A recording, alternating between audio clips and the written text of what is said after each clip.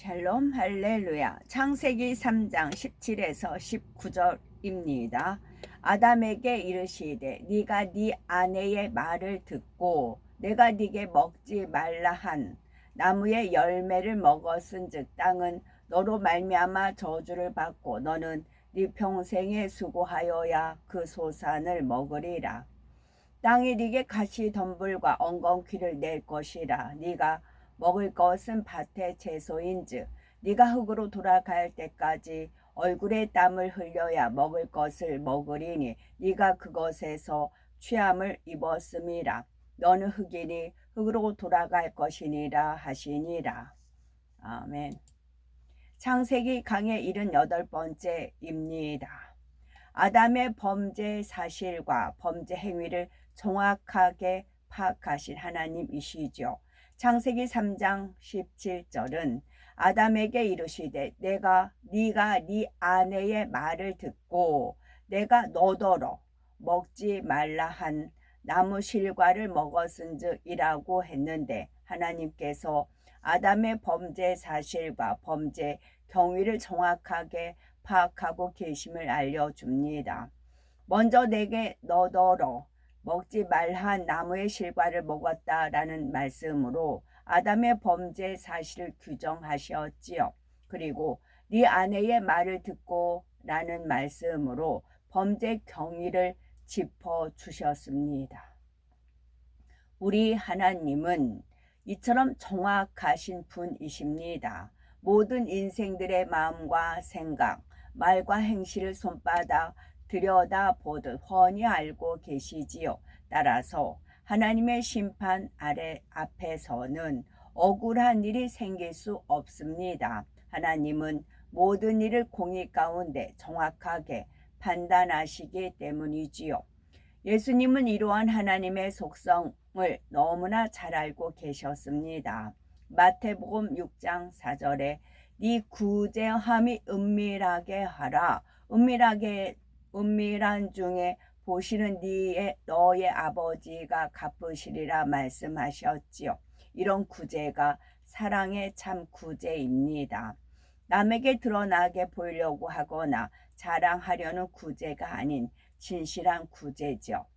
마태복음 12장 36에서 37절은 내가 너희에게 이르노니 사람이 무슨 무익한 말을 하든지 심판날에 이에 대하여 신문을 받으리니 네 말로 의롭다함을 받고 네 말로 정죄함을 받으리라 말씀하셨습니다.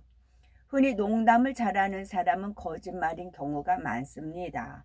비록 내가 가볍게 한 말이지만 그 말 한마디 때문에 사단의 송사를 받죠. 시험과 환난, 어려움을 당하는 것입니다. 이처럼 내 입술의 말 한마디가 생사를 주관합니다. 그러므로 우리들은 어느 때든지 어느 곳에 있든지 입의 말을 주의하고 선을 쫓으시기 바랍니다. 두려움 가운데서 억지로가 아니라 작은 선행도 상으로 갚아주실 것을 믿음으로 기쁘게 진리를 행해야 하지요. 아담의 범죄로 인해서 땅이 저주를 받은 결과를 살펴보면 창세기 3장 17절에 땅은 너로 인하여 저주를 받고 너는 종신토록 수고하여야 그 소산을 먹으리라 말씀하셨습니다. 아담의 범죄로 인해 아담뿐만 아니라 이 땅 즉 첫째 하늘의 공간도 저주를 받았지요. 먼저 피조물들의 근본에 잠재된 본성이 드러나기 시작합니다. 또한 독성을 품은 동식물이 출현을 했지요. 이는 사람에게도 마찬가지입니다. 몸에 여러 가지 악성 병균들이 생겨납니다. 하나님이 외면하시니 지키는 천사들도 외면하지요. 그러면 사단이 마음과 생각을 사로잡아서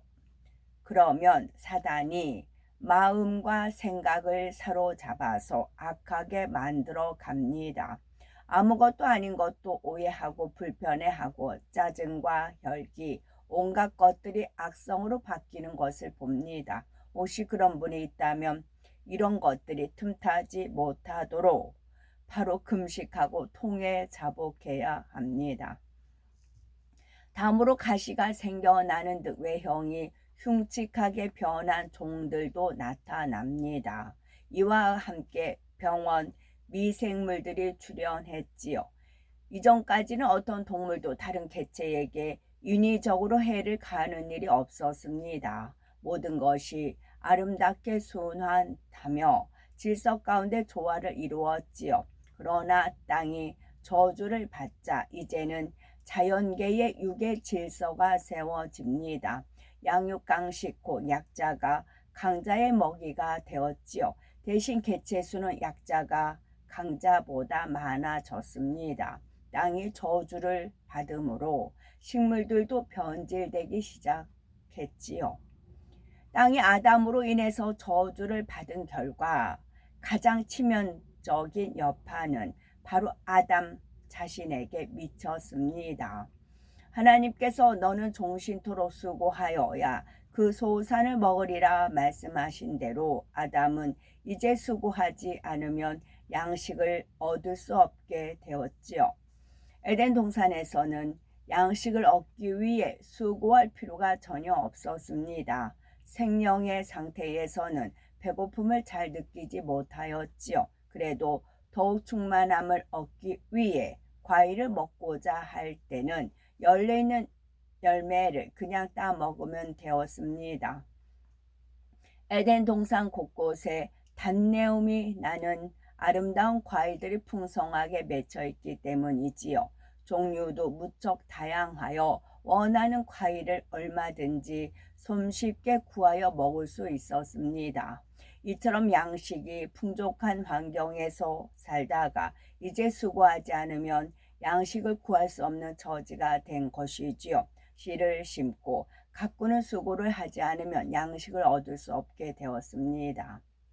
따라서 너는 종신토록 수고하여야 그 소산을 먹으리라 하신 말씀은 이제 본격적으로 경작이 시작되었음을 나타냅니다. 이 땅에서 아담의 후손으로 태어난 사람들은 종신토록 수고해야 소산을 먹을 수 있습니다. 그런데 농부들이 농사를 지어 소출을 낼 때 결과가 매우 다양한 것을 볼 수가 있지요.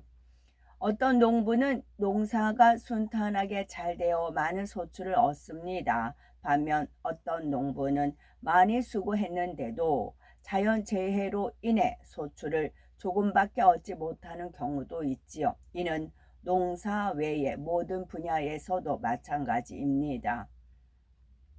이 땅에 사는 동안 모든 사람은 수고함으로 수입을 얻을 수 있습니다. 그런데 어떤 사람은 조금만 수고해도 되고 어떤 사람은 많이 수고해야 합니다. 세상 사람 중에는 뛰어난 통찰력을 가지고 경제 흐름을 잘 읽음으로써 돈을 잘 버는 사람들이 있습니다. 그런데 주 안에서는 누구나 조금만 수고해도 물질의 축복을 받을 수 있는 방법이 있지요. 바로 범죄 이전의 아담의 상태로 회복하면 됩니다. 아담의 범죄로 인해 수고해야 소산을 얻을 수 있다는 저주가 임했기 때문이지요. 일단은 죄 사함을 받고 하나님을 닮은 거룩한 자녀가 되는 만큼 수고를 조금만 해도 소산을 얻게 됩니다. 이는 성실하게 일하지 않아도 된다라는 의미가 아닙니다. 같은 양의 소산을 얻는 데 드는 수고가 예전보다 훨씬 덜 든다는 의미이지요. 그러니 성실하게 일한다면 얼마나 많은 소산을 얻을 수 있겠습니까? 고린도후서 8장 9절은 우리 주 예수 그리스도의 은혜를 너희가 알거니와 부요하신 자로서 너희를 위하여 가난하게 되심은 그의 가난함을 인하여 너희로 부요케 하려 하심이니라 했습니다.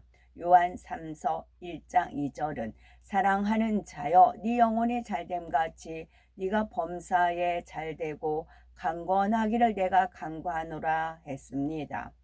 영혼이 잘된 만큼 범죄 이전의 아담처럼 영이 주인이 되어 혼과 육을 더 지배하고 다스리지요. 결과적으로 범사에 잘되고 몸도 강건해집니다. 우리 많은 분들은 어떤 분들은 하나님을 믿지 안았을 때 하는 일마다 안 되어 고생을 많이 했지요. 그러나 예수 그리스도를 영접하고 죄 사함 받아 하나님의 자녀가 되니 삶이 180도로 달라졌지요. 성령 충만함 가운데 하나님의 말씀대로 살면 사업터 일터의 축복이 넘칩니다. 본인이 수고한 것에 몇십 갑절의 축복을 받아 하나님께 영광을 돌리기도 하지요.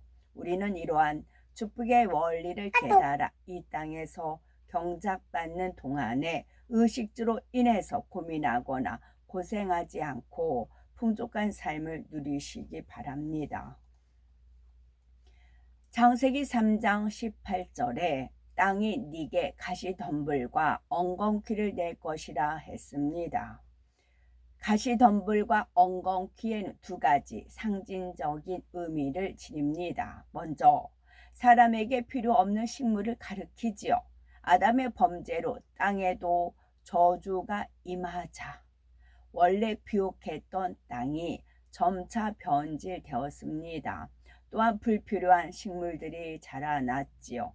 아담이 소산을 얻기 위해 땅을 개간하여 밭을 만들고 채소를 재배할 때 자꾸 잡초가 생겨났습니다. 그러한 것들을 뽑아내야 원하는 소산을 제대로 얻을 수 있었죠. 만약 아담이 저주받기 전에 땅에서 농사를 지었다면 씨를 뿌리고 특별히 돌보지 않아도 30배, 60배, 100배로 수확했을 겁니다. 물론 그때는 농사를 지을 필요도 없었지요. 다만 그만큼 땅이 비옥했고 잡초도 없었다는 의미입니다.